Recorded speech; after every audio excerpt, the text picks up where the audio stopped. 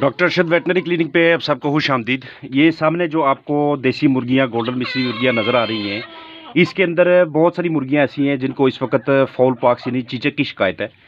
आपकी मुर्गियों को तब चीचक की शिकायत हमेशा होगी अगर आपने मुर्गियों को फाउल पॉक्स की, चीचक की आपने वैक्सीन ना करवाई अपने मतलूबा वक्त पे, उस वक्त पे कि जिस वक्त पे उन्हें होनी चाहिए थी। तो इस वक्त अगर एक ही मुर्गी को दाने बाहर की जानब निकल आए, उसको फाउल पॉक्स हो जाए, तो उससे यही मसला बाकी सारे फ्लाक को, सारी मुर्गियों को लाहक हो जाता है। ये सामने की जानब मैं आपको क्लोजअप्स दिखाने की कोशिश करता हूँ। आप देख सकेंगे कि इनके जो कलगियाँ हैं, कलगियों के ऊपर की जानब दाने बने हुए, मैं साथ इसकी तस्वीरें भी लगा दूंगा। तो ये होता क्या है कि ये फाउल पॉक्स जो चीचक होता है, ये दरअसल दो किस्म का होता है। एक होता है ड्राई फाउल पॉक्स और एक होता है वेट फाउल पॉक्स।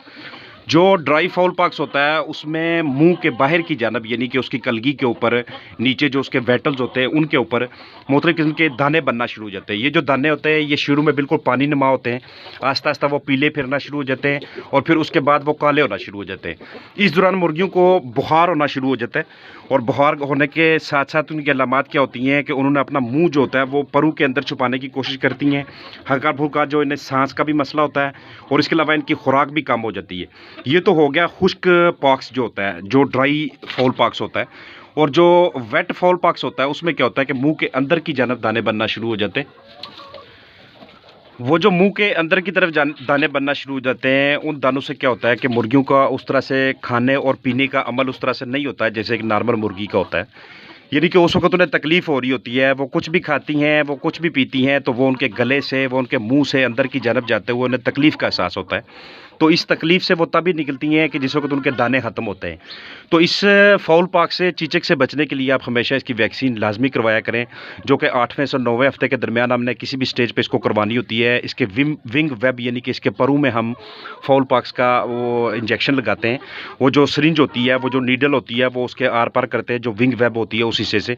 तो अभी मैं इस वक्त इसका आपको इलाज बताऊं कि इस वक्त आप इसके लिए क्या कर सकते हैं। सबसे पहले आपने फाउल पॉक्स में जो मुर्गी को बुखार होता है उस बुखार को कम करना है। उस बुखार को कम करने के लिए क्या करते हैं कि आप कोई भी अच्छा सिरप चलाते हैं बुखार वाला, वो चाहे आपके पास एरिनेक की फार्म में हो, वो ब्रूफिन की फार्म में हो, वो इब्यूब्रूफिन की फार्म में हो, या किसी भी और फार्म में हो जो आपके नज़दीकी इंसानों के मेडिकल स्टोर से आपको मिल जाए, या नज़दीक को वेटनरी क्लिनिक हो वहाँ से आपको मिल जाए।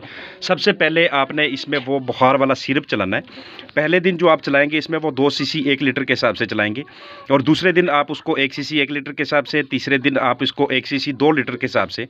जैसे जैसे बर्ड को, मुर्गियों को अफाका पड़ता जाए, उनके दाने कम होते जाएँ, फाउल पॉक्स से, चीचक से उनको छुटकारा मिलता जाए, वैसे वैसे आप ब्रूफिन की, उस बुखार वाले सिरप की डोज कम करते जाएँ।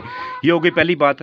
और दूसरा, ये जो बाहर की जानब इनके दाने बने होते हैं, इन दानों के ऊपर आपने मीठा सोडा जो होता है, जो बेकिंग सोडा होता है, जो खाने वाला सोडा होता है, उसका आपने पेस्ट बनाना है। वो पेस्ट आपने इस तरह से बनाना है कि 1 कप के बराबर पानी लेके उस कप के अंदर आपने पहले 1 चम्मच आपने सोडे की डालनी है, उसको थोड़ा सा हिला के मिक्स करके फिर आपने दूसरी चम्मच सोडे की डालनी है।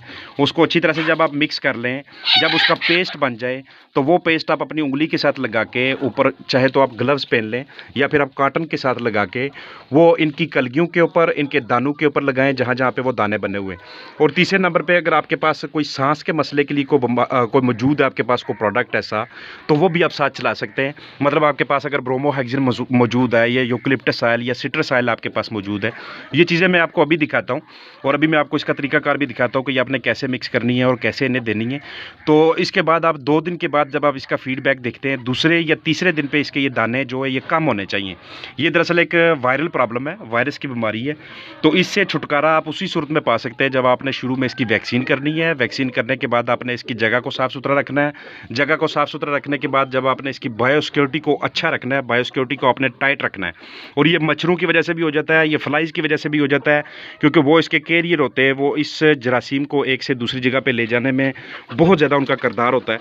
इसलिए शेड के अंदर माहौल जो है ना वो बिल्कुल साफ़ सुथरा होना चाहिए और वैक्सीन आपने लाजमी करनी है। मैं अभी आपको इसकी ट्रीटमेंट बताता हूँ कि हमने इसकी ट्रीटमेंट किस तरह से करनी है जब भी हमारी मुर्गियों को चीचक हो जाए। ये सामने की जानब आप देख सकते हैं, इनकी कलगियों के ऊपर छोटे छोटे दाने बने हुए। ये सामने मेल जो है, तो इस वक्त ये तकलीफ़ की हालत में होते हैं। इस तकलीफ़ से आपने इन्हें छुटकारा दिलवाना है, इनकी ट्रीटमेंट करनी है, जो तरीकाकार मैं अभी आपको बताने वाला हूँ। सबसे पहले हम एक कप ले लेंगे। अब इस कप के अंदर हम थोड़ा सा पानी डालेंगे। अब हम इसके अंदर बेकिंग सोडा मिक्स करेंगे, डालते जाएंगे और उसको मिक्स करते जाएंगे।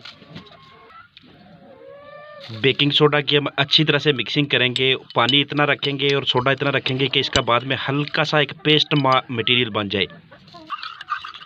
ये अब हमने इसमें बेकिंग सोडा का एक पेस्ट बना लिया। इसके अलावा आप एक ब्रूफिन का सिरप ले लेंगे और उस ब्रूफिन के सिरप को आप पानी के अंदर 2 सीसी 1 लीटर के हिसाब से मिक्स कर देंगे। ब्रूफिन पानी में डालने के बाद आप उसको अच्छी तरह से मिक्स करके अब आप उसको मुर्गियों के सामने रख देंगे।